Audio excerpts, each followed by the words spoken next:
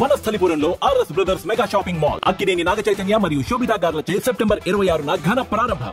అమరావతి, పోలవరం తర్వాత విశాఖపట్నం, శ్రీ సిటీ దగ్గర ఉన్నటువంటి స్పేస్ సిటీ, ఇటు పక్కన డిఫెన్స్ హబ్. వీటి తర్వాత ఆంధ్రప్రదేశ్ ప్రభుత్వం ఫోకస్ ఎక్కడ పెట్టింది?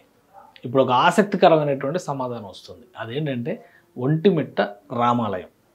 ఆంధ్రప్రదేశ్ విభజన తర్వాత ప్రతిష్టాత్మకమైనటువంటి భద్రాచలం దేవాలయాన్ని తెలంగాణలో వదిలి వెళ్ళవలసిన పరిస్థితుల్లో ఆంధ్రప్రదేశ్ రాష్ట్ర ఉత్సవాలకి సంబంధించి, శ్రీరామనవమి వేడుకలకు సంబంధించి ఒంటిమిట్టనే ప్రధాన కేంద్రంగా ఎంచుకుంది ప్రభుత్వం. అయితే గత 5 ఏళ్లలో ఆశించిన స్థాయిలో దీనిపైన ఫోకస్ పెట్టిన పరిస్థితి లేదు. ఇప్పుడు రాష్ట్ర ప్రభుత్వం రాష్ట్రం అంతటా డెవలప్ చేయాలనేటువంటి ఒక నినాదానికి తగ్గట్టుగా ఒంటిమిట్ట రామాలయానికి సంబంధించి ఒక మాస్టర్ ప్లాన్ని రూపొందించేటువంటి ప్రయత్నాల్లో నిమగ్నమైంది. ఒంటిమిట్ట రామాలయాన్ని తిరుమల తిరుపతి దేవస్థానం నిర్వహణ బాధ్యతను తీసుకుందన్నటువంటి విషయం అందరికీ తెలుసు. ఈ తిరుమల తిరుపతి దేవస్థానానికి సంబంధించినటువంటి ఎక్స్పర్ట్ కమిటీ ఇచ్చినటువంటి సూచనల మేరకు రాబోయేటువంటి 30 సంవత్సరాల వరకు ఒంటిమిట్ట రామాలయాన్ని ప్రధానమైనటువంటి ఆధ్యాత్మిక కేంద్రంగా మలచాలంటే ఏం చేయాలనేటువంటి ఒక ప్రణాళికను రూపొందించారు. అందులో భాగంగా ఇప్పుడు రాష్ట్ర ప్రభుత్వం తీసుకోబోతున్నటువంటి ఆసక్తికరమైన నిర్ణయం 600 అడుగుల కోదండరాముని విగ్రహాన్ని ఒంటిమిట్ట రామాలయం దగ్గర ఉన్నటువంటి సరస్సులో ఏర్పాటు చేయాలని చెప్పని నిర్ణయిస్తున్నట్టుగా తెలుస్తుంది. దీనికి సంబంధించినటువంటి ప్రతిపాదనలన్నీ కూడా ఈ ఎక్స్పర్ట్ కమిటీ, టీటీడీ నియమించినటువంటి ఎక్స్పర్ట్ కమిటీ ఇచ్చింది. ఈ ప్రతిపాదనలతో పాటు విజయవాడకు చెందినటువంటి school of planning and design ఈ సంస్థ అధ్యయనం చేసి రాముడిని ఇక్కడ ఇలా కోదండరాముడిగా పొందుపరిస్తే ఖచ్చితంగా ఇది ఒక ప్రముఖ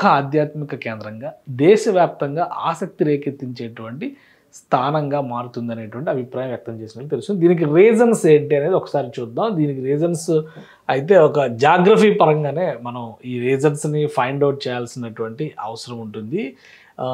ఉమ్మడి కడప జిల్లా, ప్రస్తుతం కడప నుంచి రాజంపేట వెళ్ళేటువంటి మార్గంలో ఉన్నటువంటి ఆలయమే ఒంటిమిట్ట కోదండరామాలయం. చూస్తే కనుక జాతీయ రహదారిని ఆనుకుని ఉన్నటువంటి ప్రాంతం ఇది. కడప దేవుని గడప అంటారు కదా, అంటే శ్రీ వెంకటేశ్వర స్వామిని దర్శించుకోవడం కోసం వెళ్ళేటువంటి వాళ్ళందరూ ముందుగా కడప గడప దాటి వెళతారు కాబట్టి దేవుని గడప అనేవాళ్ళు. అలానే ఈ ప్రాంతం ఇక్కడ చూస్తే కనుక తిరుపతికి అంటే రేణిగుంటకి కడపకి మధ్యలో వచ్చేటువంటి కీలకమైన ప్రాంతం కాబోతుంది కాబట్టి ఈ మార్గంలో రెండవ అంశం కూడా ఉంది. రైలు మార్గం కూడా ఇక్కడ హైదరాబాద్ తిరుపతి రైలు మార్గం, అంటే హైదరాబాద్ చెన్నై రైలు మార్గం కూడా, ముంబై చెన్నై రైలు మార్గం, ఇంకా స్పెసిఫిక్గా చెప్పాలంటే ఈ రూట్ కేవలం రహదారి మార్గం మాత్రమే కాదు, ఈ ముంబై నుంచి వచ్చేటువంటి రైలు మార్గం కూడా ఈ ప్రాంతం నుంచే చెన్నైకి వెళ్తుంది. అలానే హైదరాబాద్ నుంచి వచ్చేటువంటి జాతీయ రహదారి, అంటే ఇటు బెంగళూరుకు వెళ్ళేటువంటి జాతీయ రహదారి కూడా ఇక్కడే కలుస్తుంది. సో ఈ ప్రాంతంలోనే కోదండరాముడి ఆలయం ఉంది కాబట్టి దీన్ని ఒక ప్రముఖ పర్యాటక కేంద్రంగా మలచాలి అనేటువంటి ఆలోచన చేస్తూ రాష్ట్ర ప్రభుత్వం, అంటే టీటీడీ కమిటీ రాష్ట్ర ప్రభుత్వానికి ఒక నివేదిక సమర్పించింది. ఇది కోదండరాముడి ఆలయము. ఇది ఒకసారి మనం 3D ఇమేజింగ్లో చూస్తే కనుక ఈ ఆలయానికి ఉన్నటువంటి ప్రత్యేకతను మనం అర్థం చేసుకోవచ్చు. ఇది ఒకటి కాదు, లైవ్ వ్యూ లాగా ఉంది చూస్తానికి. ఒకటి కాదు, రెండు కాదు, దాదాపు 500 సంవత్సరాల క్రితం చోళ విజయనగర సామ్రాజ్య నిర్మాణ శైలిలో చేసినటువంటి నిర్మాణం. 4 ద్వారాలతో, 4 గోపురాలతో నిర్మించినటువంటి ఆలయం ఇది. ఇంకా చెప్పాలంటే ఈ ఆలయం దక్షిణ భారతదేశంలోనే అతిపెద్ద గోపురాలు కలిగినటువంటి ఆలయంగా ఫ్రెంచ్ యాత్రికులు, ఇటాలియన్ యాత్రికులు ఇక్కడ డాక్యుమెంటేషన్ చేసినటువంటి దాఖలాలు ఉన్నాయి. సో ఇంతటి ప్రాధాన్యం ఉన్నటువంటి ఆలయం కాబట్టి దీన్ని ఖచ్చితంగా దేశవ్యాప్తంగా ఒక ఆసక్తికరమైనటువంటి ఆధ్యాత్మిక క్షేత్రంగా చేయొచ్చు అని ఇంకా చాలా ఉన్నాయి. ఎందుకంటే చరిత్ర మనం తవ్వుకుంటూ వెళ్తే చాలా దొరుకుతూ ఉంటాయి. అష్టదిగ్గజ కవులలో ఒకరైనటువంటి అయ్యలరాజు రామభద్రుడు ఇక్కడే ఉండి కవిత్వం రాశాడు. ఈ కోదండరాముడి మీదే బమ్మెర పోతన కవిత్వాన్ని, అంటే భాగవతాన్ని రచించి ఇక్కడ ఆ కోదండరాముడికి అంకితం ఇచ్చాడు అని చెప్పి బమ్మెరపోతన వరంగల్ జిల్లా ఏకశిల ఒంటిమిట్ట ఈ రెండింటిపైన కూడా చాలా చర్చ ఉంది. ఏకశిలా నగరం అనేది సంస్కృత పదంతో అయితే ఒంటిమిట్ట అనేది అచ్చ తెలుగులో చెప్పినటువంటి ఆ పదానికి పర్యాయ పదం అనేటువంటి అభిప్రాయం కూడా ఉంది. అందుకనే పోతన కడపవాడ లేదంటే వరంగల్ వాడ అనే చర్చ కూడా ఉంది. కొంతకాలం పాటు ఇక్కడ నివసించిన వ్యక్తి అయ్యి ఉండవచ్చు అనేటువంటి అభిప్రాయం కూడా ఉంది. ఇంకా అనేక మంది కవులు ఇక్కడ ఒంటిమిట్ట రాముడి మీద కవిత్వాలు రాసినటువంటి దాఖలాలు ఉన్నాయి.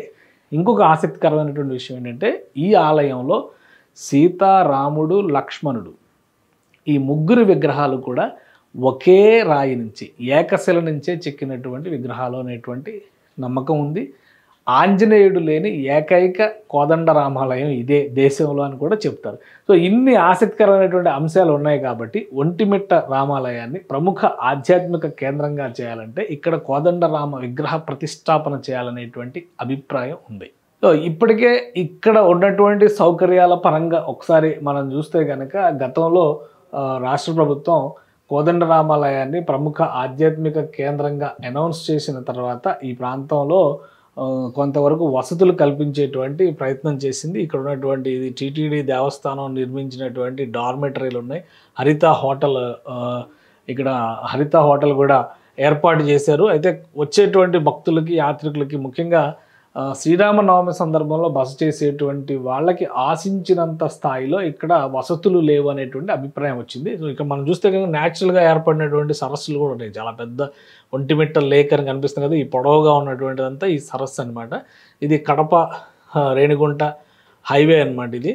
సో ఈ హైవేని ఆనుకొని రైలు మార్గానికి దగ్గరలో అన్ని రకాలుగా కూడా కీలకమైనటువంటి ప్రదేశం అవుతుంది. కాబట్టే ఈ ప్రాంతంలో కనుక ఒంటిమిట్ట రాముడికి సంబంధించినటువంటి ఈ కోదండ రాముడి విగ్రహాన్ని 600 అడుగుల ఎత్తైనటువంటి విగ్రహాన్ని ఏర్పాటు చేస్తే ఇది దేశంలోనే ప్రఖ్యాత ఆధ్యాత్మిక క్షేత్రం అవుతుంది. ఇంకోటి ఏంటంటే 600 అడుగుల ఎత్తైనటువంటి విగ్రహాన్ని ఏర్పాటు చేయాలనేటువంటి ప్రతిపాదనలో కూడా ఇది దేశంలోనే అతిపెద్ద శ్రీరాముని విగ్రహం అవుతుందన్నమాట. ఇంత పెద్ద విగ్రహం దేశంలో మరెక్కడా లేదు. సో అందుకనే దీని ఒక ప్రముఖ క్షేత్రంగా అభివృద్ధి చేయడానికి అవకాశం ఉంది. తర్వాత చుట్టూ సరస్సు చుట్టూ ఉన్నటువంటి బండ్ అంటే ట్యాంక్ బండ్ తరహాలో దాన్ని కూడా ఆ బండ్ మొత్తం కూడా డెవలప్ చేయాలి. టూరిజంకి, పర్యాటకానికి, భక్తితో కూడినటువంటి తీర్థయాత్ర స్థలిగా మార్చేటువంటి క్రమంలో దీనికోసం కొన్ని ప్రణాళికలను రూపొందించాలని చెప్పని టీటీడీ ఎక్స్పర్ట్ కమిటీ నివేదికనిచ్చింది. రాష్ట్ర ప్రభుత్వం దీనిపైన నిర్ణయం తీసుకునేటువంటి అవకాశాలు రాష్ట్ర ప్రభుత్వానికంటే కూడా టీటీడీ పైన ఎక్కువ ఉంటాయి. ఆధ్యాత్మిక సౌరభాలను పంచేటువంటి నిర్మాణాలు కాబట్టి టీటీడీ ఒక ప్రతిపాదన చేసి పెద్ద ఎత్తున పరిసర ప్రాంతాలన్నీ అభివృద్ధి చేయాలంటే కనుక రాష్ట్ర ప్రభుత్వానికి కూడా కొన్ని ప్రతిపాదనలు పంపించేటువంటి అవకాశం ఉంది. రాష్ట్ర ప్రభుత్వం ఇప్పుడు ఉన్నటువంటి కూటమి ప్రభుత్వం వీటన్నిటిపైన సానుకూలంగా ఉంది కాబట్టి ఈ అతిపెద్ద రాముని విగ్రహాన్ని ఏర్పాటు చేసేటువంటి అంశంతో పాటు సీతారామ లక్ష్మణుల ఏకశిల విగ్రహాలతో పూజలు అందుకుంటున్నటువంటి ఒంటిమిట్ట దేవాలయాన్ని దేశంలోనే ప్రముఖ ఆధ్యాత్మిక క్షేత్రంగా ముఖ్యంగా తిరుపతి బాలాజీ దర్శనానికి వచ్చేటువంటి ప్రతి ఒక్కరూ అక్కడ బస చేసేంత అందంగా హృదయంగా తయారు చేయాలని చెప్పని రాష్ట్ర ప్రభుత్వం భావిస్తున్నట్టుగా సమాచారం.